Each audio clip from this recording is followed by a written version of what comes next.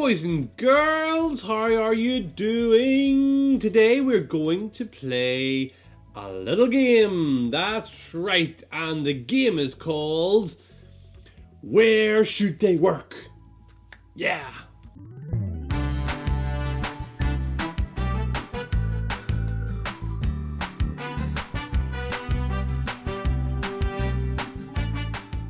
How this game works is like this. I'm going to give you the name of a business or the type of business, and I want you to guess what person should work there. Here we go with question number one. And let's say we wanted to open a bank. Who would be the best person to work in the bank? A doctor? A teacher? Or a banker? Who do you think? I think a banker would probably be the best person to work in a bank. Imagine if it was a doctor working in a bank. I wonder what that would look like. Hello, I'd like to open an account, please. Okie doke, let me listen to your heart. I'm not sure that would be a good idea if a doctor worked in a bank. Let's say, question number two, you open a hospital. Now, who would you want to work in your hospital? A nurse? A painter? Or a salesman? Who do you think? I think you'd want nurses to work in your hospital, wouldn't you? What would happen if a painter was working in the hospital for the sick people? Help! I've been shot! I need red for my painting! Woohoo! Oh, I don't think that would be good either. Boys and girls, when you open a business, you want the right person in the business. You want doctors and nurses to work in hospitals. You want painters to work with paint. You want bankers to work in a bank. You want plumbers to work with pipes and water, and electricians to work with electricity and wires. Different people working in the place they're supposed to work.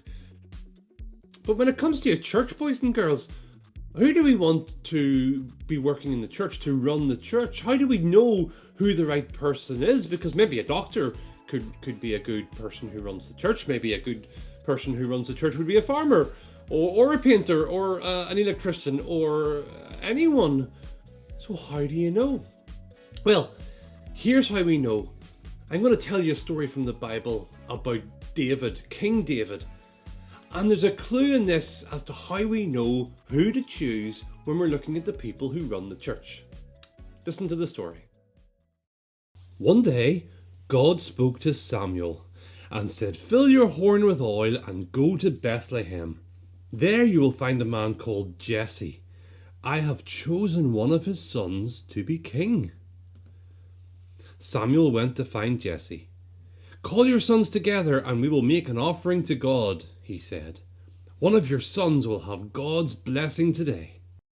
Jesse lined up all his sons before Samuel. Samuel saw the first one and thought, "Wow, this guy's big and strong. Surely he's the one that God wants to be the next king." But God said, "No, Samuel, don't you worry about what he looks like.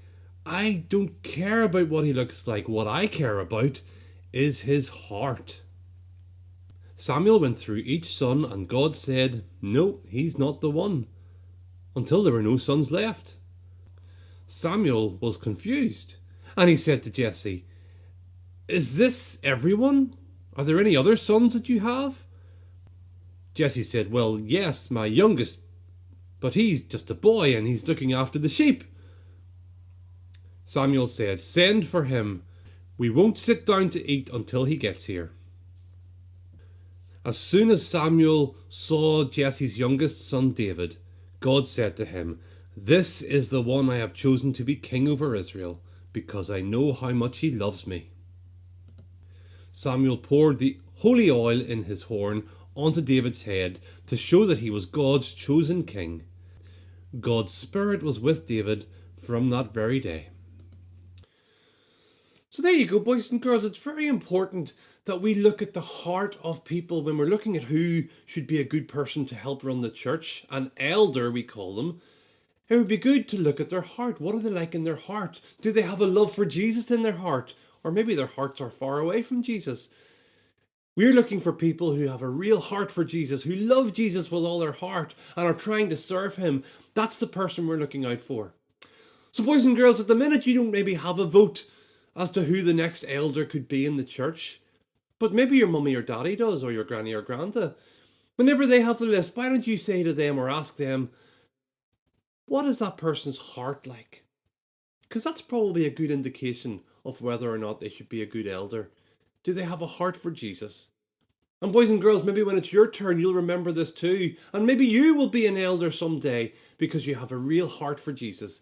It's my desire that everybody has a real heart for Jesus and is walking close to him. So boys and girls, that's all I want to say. I hope you have a great week, and I'll see you next time. Bye-bye.